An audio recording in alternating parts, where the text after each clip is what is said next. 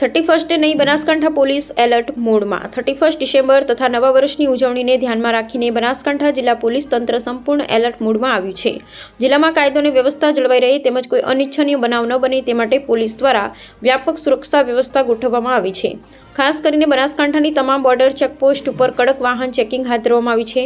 બહારથી આવતા અને જતા તમામ વાહનોની સઘન તપાસ કરવામાં આવી રહી છે। પોલીસ દ્વારા સ્પષ્ટ સૂચના આપવામાં આવી છે કે નશાયુક્ત હાલતમાં વાહન ચલાવવા અથવા જાહેર સ્થળે નશા કરતા કોઈપણ વ્યક્તિ સામે કાયદેસરની કડક કાર્યવાહી કરવામાં આવશે। ડ્રિંક એન્ડ ડ્રાઈવના કેસમાં દંડ સાથે વાહન જપ્ત કરવાની કાર્યવાહી પણ થઈ શકે છે। આ ઉપરાંત 31 ડિસેમ્બરના દિવસે મંજૂરી વગર ડીજે પાર્ટી, લાઉડ મ્યુઝિક અથવા જાહેર કાર્યક્રમનું આયોજન કરનારા સામે પણ કડક કાર્યવાહી કરાશે।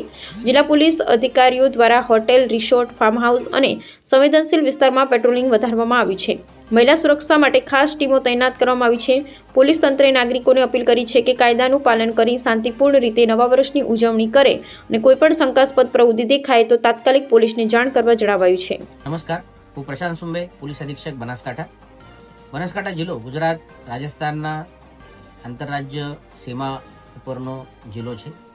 તે ધ્યાને રાખીને આને આવતીકાલે આવનાર 31 ડિસેમ્બરની ઉજવણીના ભાગરૂપે બનાસકાંઠા જિલ્લા પોલીસ તરફથી જે સુરક્ષા કાયદા વ્યવસ્થા માટે આયોજન કરવામાં આવેલ છે તેમાં બનાસકાંઠા જિલ્લામાં જે 7 કાયમી આંતરરાજ્ય ચેકપોસ્ટ છે તેના સિવાય વધુ 30થી વધુ આંતરરાજ્ય તેમજ આંતરિક જિલ્લા આંતરિક ચેકપોસ્ટ ચેકનાકા ઊભો કરવામાં આવેલ છે, જેમાં આજથી ચેકિંગ શરૂ કરવા દેવામાં આવેલ છે।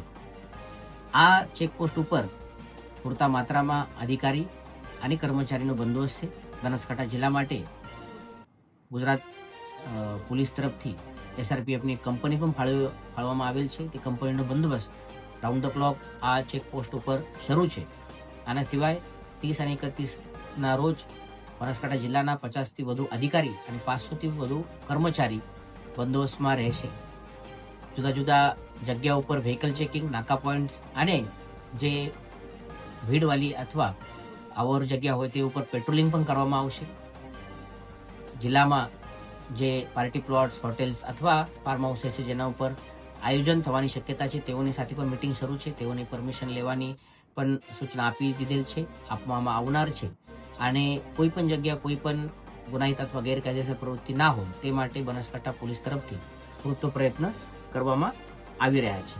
આના સિવાય 2 દિવસ માટે વ્હીકલ ચેકિંગ, હોટેલ ચેકિંગ પણ કરવામાં આવશે, જેમાં પથિક સોફ્ટવેર હોય અથવા બાકી બોડી ઓન કેમેરા હોય તે પ્રમાણે ટેકનોલોજી પણ ઉપયોગ કરવામાં આવશે। અને મને વિશ્વાસ છે કે બહુ શાંતિ અને સુવ્યવસ્થાના વાતાવરણમાં 31 ડિસેમ્બર આની નવા વર્ષની ઉજવણી પૂર્ણ થશે।